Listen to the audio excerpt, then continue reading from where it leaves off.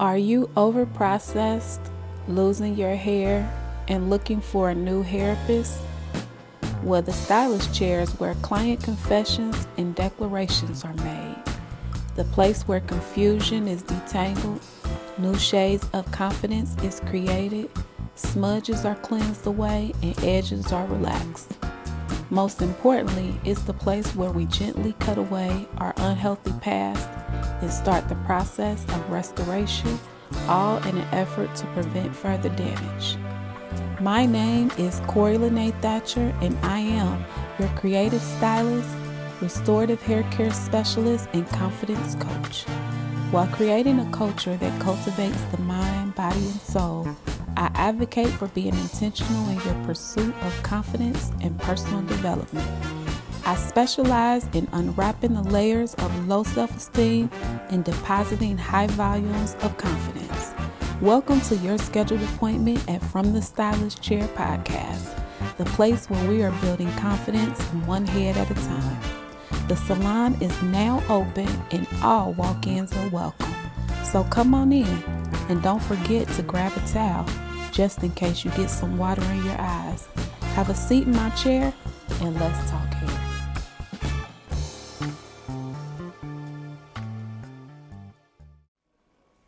Hello and welcome. It is grand opening day at From the Stylist Chair podcast, the place where we are building confidence one head at a time.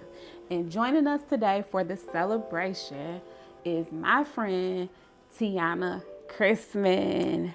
Hello. Hey, Tiana. Hey, Miss Corey. How are you? I'm so excited. Yes. So Tiana and I have been friends, and she's been my client for nearly 15 years now. But we have known each other for roughly 30 years. We went to the same high school, School for Creative and Performing Arts, right? Shout out SCPA. SCPA, Cincinnati, Ohio.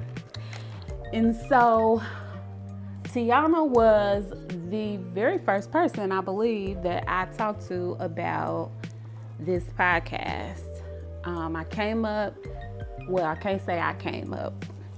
God gave me this vision literally in the midst of being at home during quarantine in 2020. And so I was talking to Tiana and I'm like, Tiana, I think that you would be the perfect person for this first episode. Do you remember what your response was? Not totally. Tiana was like, yeah, nah. Sounds about right. Sounds about Tiana right. was like, why me? I'm like, trust me, you are the perfect person. And so here we are. It's grand opening day, the launch of From the Stylist Chair podcast, and we are going to get into this conversation. Okay, let's get into it. Let's get into it. And so before we get into this consultation, share with us who you are, what you do, and whatever else you want to lead us in with. So, as Corey mentioned, my name is Tiana Christman. We have known each other roughly 30 years, both as just friends and as a client. I am a marketing director at the University of Cincinnati, where I'm over all auxiliary services. So anything on campus that has to do with eat, playing, and living on campus, I do all the marketing for that. So I am excited to be here and ready to jump into this conversation. Ready to get it started. All right, so today's topic is called I Have Issues with My Hair. Okay. So one of the things that comes to mind when I think of hair is culture, right? Right. The history and the culture of our hair as it pertains to the Black salon, okay? Mm-hmm. So let's first talk about the salon environment. The salon environment has always been a place of community. There was a time when going to the salon was considered a social gathering. People would dress up, just to go to the salon and get their hair done. You know, they would dress to the nines, right? So how does that speak to you, and what are some of your earliest memories of being in the hair salon? Ooh, earliest memory. So first, let me kind of start with, you know, the history of the hair salon and how it was absolutely a social gathering place. Our hair, particularly as Black people, Black women especially, our hair is our crown. And so it was one of those things that when we go back ancestrally, you know, one of those things that was attempted to be stripped from us in terms of how we handle our hair and what we look like. And so the salon has always been, in my view, a safe space. And it was a privilege to be able to go to the salon and get your hair done. And those rare occasions when our ancestors many years ago were able to do that, it was absolutely a big deal. And even today, still, particularly for me, I see the salon as a safe space. Okay. It's a space where I'm able to be vulnerable. But that only happens once you develop a relationship with your stylist, which is why I think it's important that people kind of take their time, and Black women are very particular about who we allow to touch our hair. So then what particularly has your experience been as it pertains to being in different salon settings in that whole safe space? Have you been able to have that experience everywhere that you go, or what has that been like? Absolutely not. I think for me, it's been an evolution of what my personal salon experience was. So I think in my early days of, you know, outside of my mom taking me as a small child, that's one relationship where I didn't have a voice in that. I went to where my mom went. Right. And so it wasn't personal. That relationship wasn't personal for me. That was a relationship that my mom had cultivated because it was really my mom's stylist. It wasn't my stylist. And so I would just be there because I didn't have a say in it. I didn't get to pick. So that's the initial experience. I think the next level up was when I was starting to make my own decisions, and then I choose my stylist. I was younger, and so I didn't really value as much the relationship and understand the importance of the relationship with your stylist.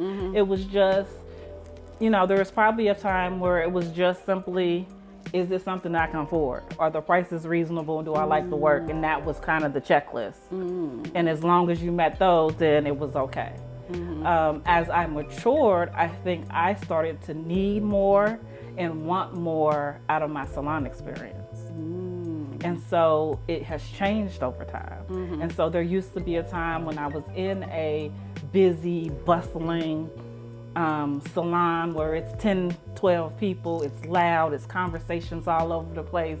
And that was the norm. That's not the experience today. Okay.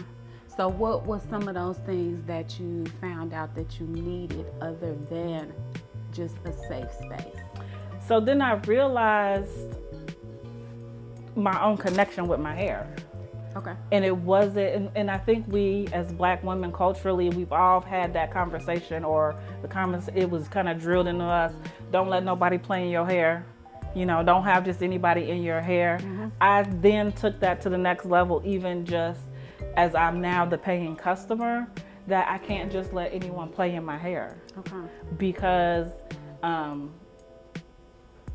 it's intimate. It's personal. It can turn everything upside down. The difference between a good day and a bad day sometimes is what my hair is looking like. You know, I tell people all the time, hair depression is real. Yes, ma'am. Yes, ma'am. And so if, you know, I don't feel good about my hair, that impacts everything. Right. And so now I have to be more selective and more intentional about who I allow in my hair. And so then it became,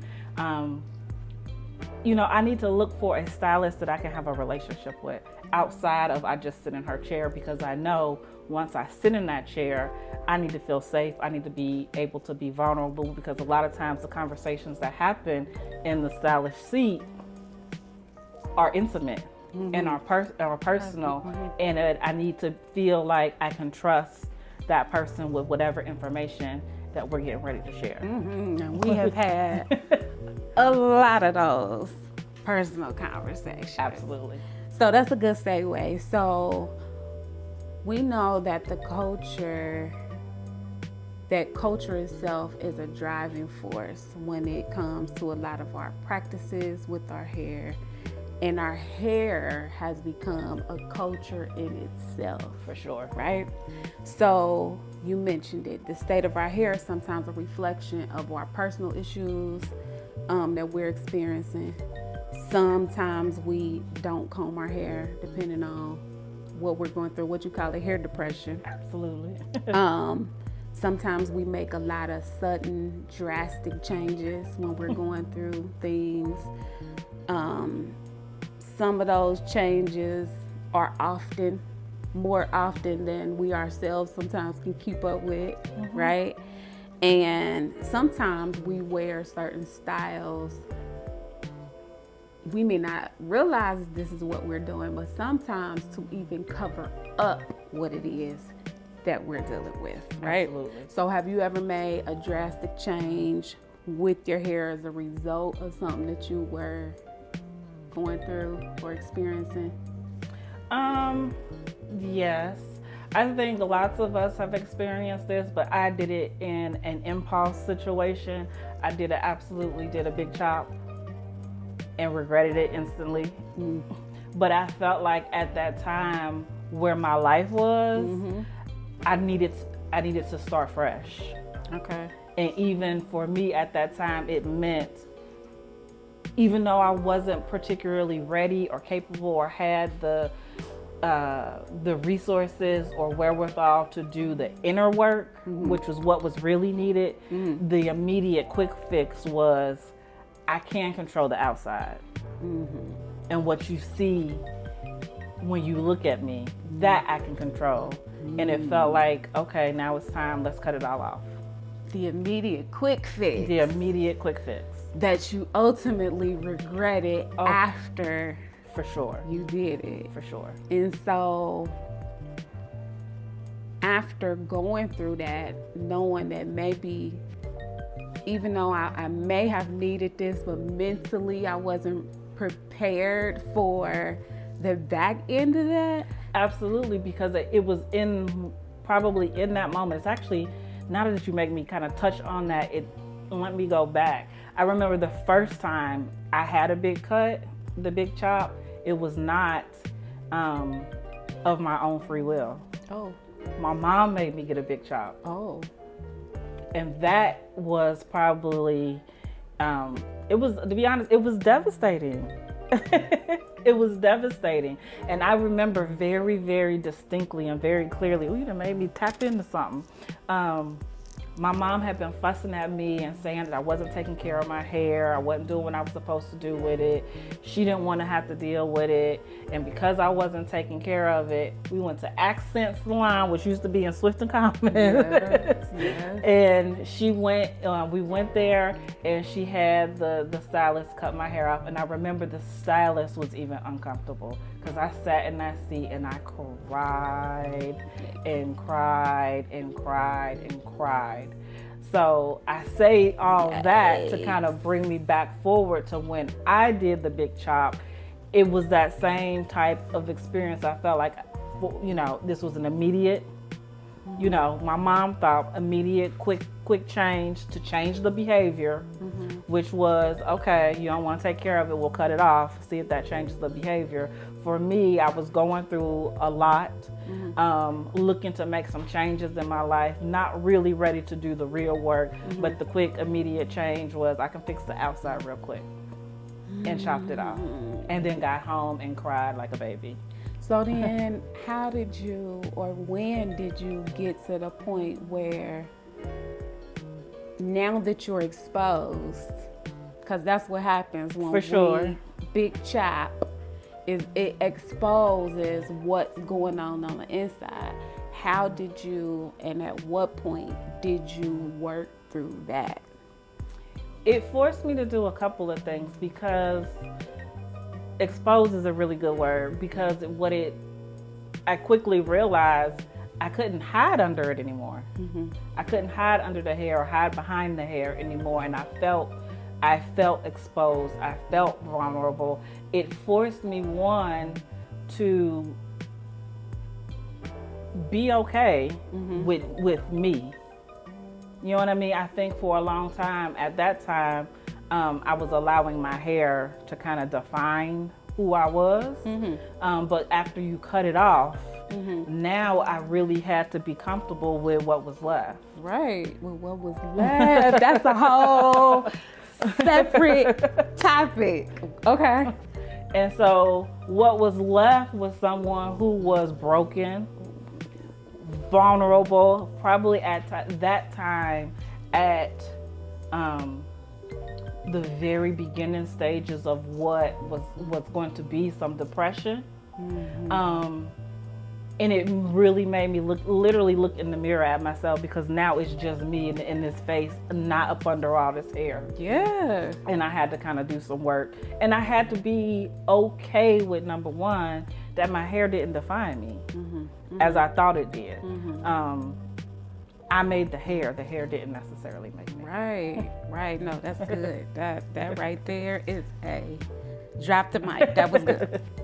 And so, as you just said, basically for some of us, our hair is a reflection of our heritage. It's a reflection of our personal history, our personal journey.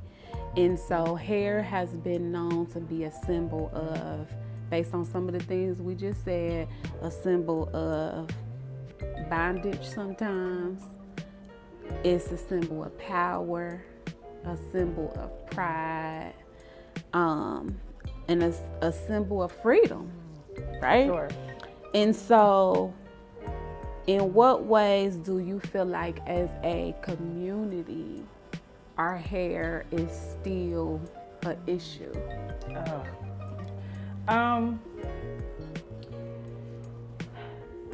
An issue. So I'm going to challenge you on that framing. Okay. Just a little bit, because it's not an issue for us. Right. Others make our hair their issue. I actually had a really dear friend who had a terrible experience literally just last week, where she had someone get into her personal space and touch her hair. And I think most of us may not have been in that exact situation, but have experienced similar situations like that, of someone questioning our hair, touching our hair. Is it real? Is it not? How did you, it was shoulder length just on Friday, but on Monday it's down to your butt. And sometimes it is. Yeah. And that's okay. So I had a girlfriend who had someone, come into her personal space, touch her hair, and then, obviously she's offended by that, right? So it's an issue for others. It's all the other topic of conversation as it relates to our hair. We are okay with our hair, right? We know that it comes in different textures, different lengths, different colors. It could be one way today, a completely other way tomorrow. And we understand that. It's everyone else outside the culture who don't get that. So it's their issue. And I think for us, I know for me in particular, I don't have the energy nor desire to try to educate you on my crown. Right. I don't necessarily owe you that. Right. And if you like it, say you like it and move on. And keep it going. That's I don't it. need no extra. I don't need no extra. Yeah. it's one of those things that's frustrating because we just can't be.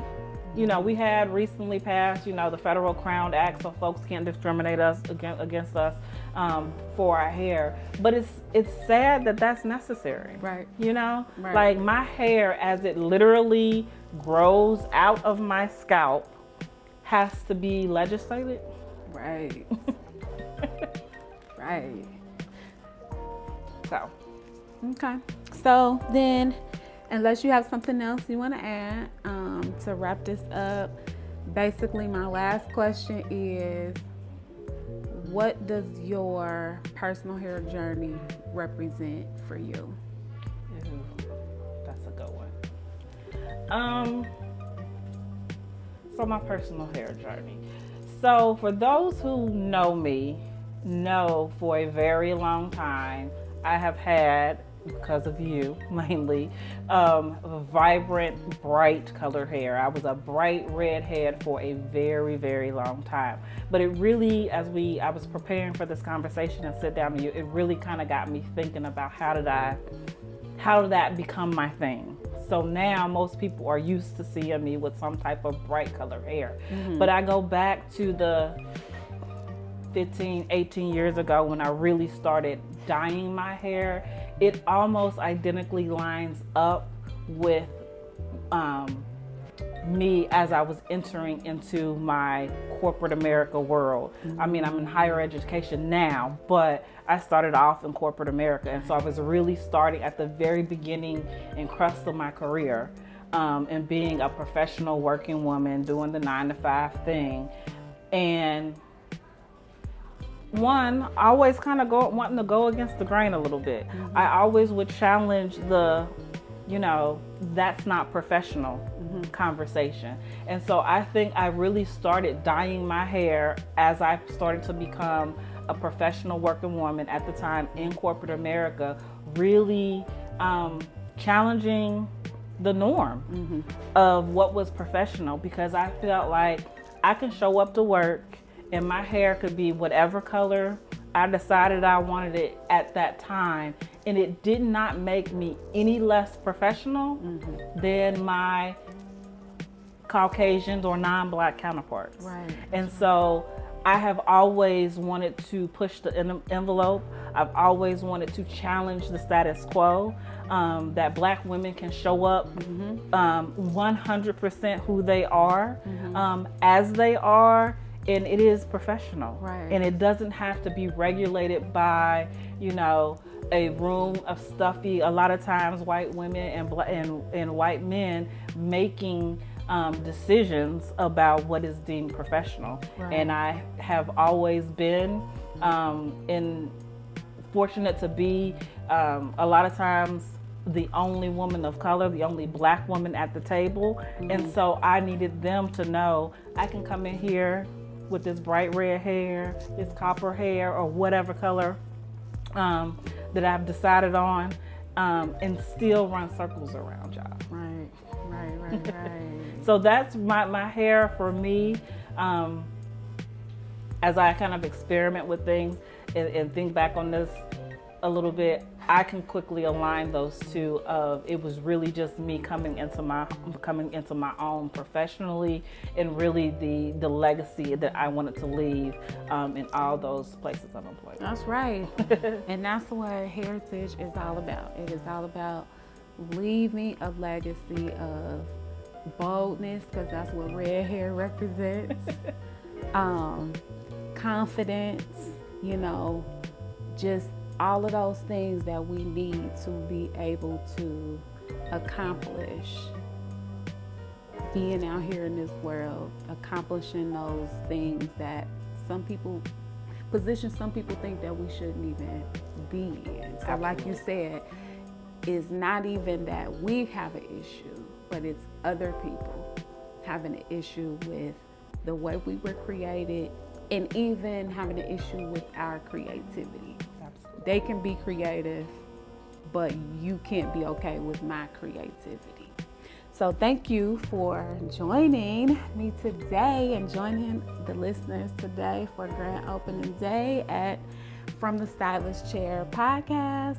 Would you like to leave your information about how people can get in touch with you? Sure, you can reach me on Instagram at, I don't know what it is, so you You don't can know cut what that. it is. We can make sure that Okay. we put it. We can make sure. We edit can that. make sure that we put it into the credits so that people know where to find you. And I hope that you enjoyed today's episode.